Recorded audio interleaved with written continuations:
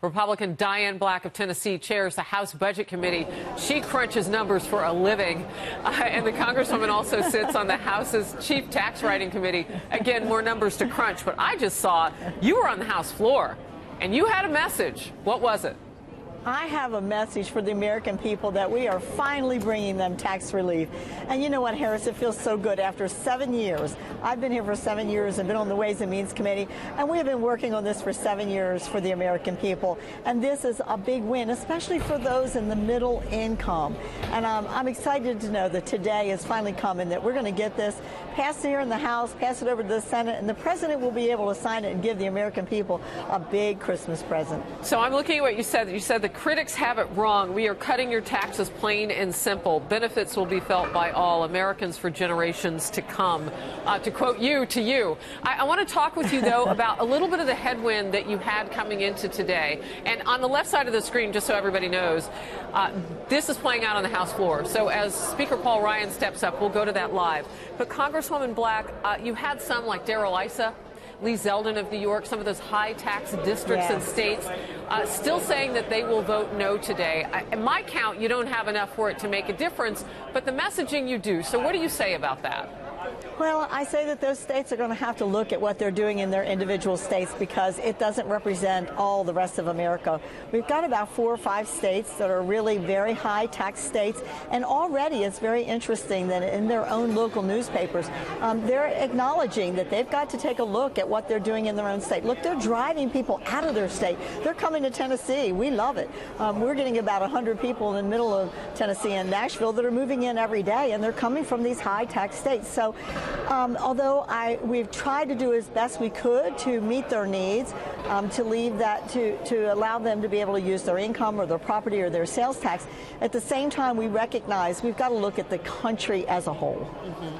And I know from talking with Representative Lee Zeldin and some others that, you know, particularly Darrell Issa of California, he's facing a contentious race. So you say all politics are local, so what he would have to do would be different probably than what you would have to do anyway. We are looking right now, though, at history. And you are a person that often gets talked about in circles for having found more places to cut and put those bills forth and said, look, I found $7.5 billion. I challenge you to find more. As you look at this in terms of the numbers and in terms of the history that today means, can you spell it out? And as soon as the House Speaker takes the floor, that will signal to us that the debate has moved on and that you're about to vote. So please, if you can, just answer my question. Yes. Look, I'm on the other side of this as well. I want to see us cut our spending.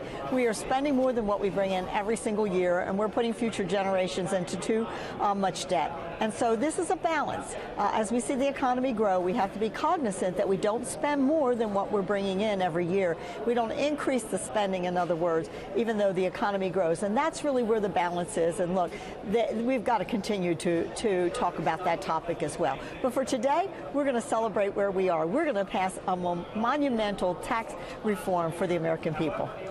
You know, you're going into your next, in the next 45 hours or 48 hours, you'll have to fight over the showdown to keep the government open. Can you put that into context of where we are right now and where you think that discussion will go?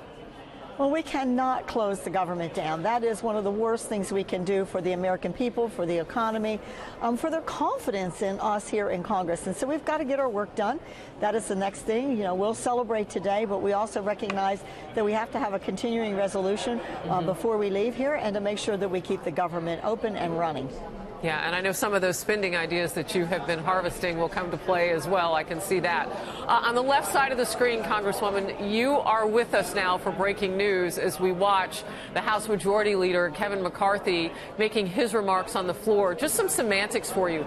This really isn't a debate because the tax code is closed for any sort of changes. So these are the points that people are making. Tell me about kind of what the goal is with this and what, because you spoke on the floor, and how long you have to make your comments.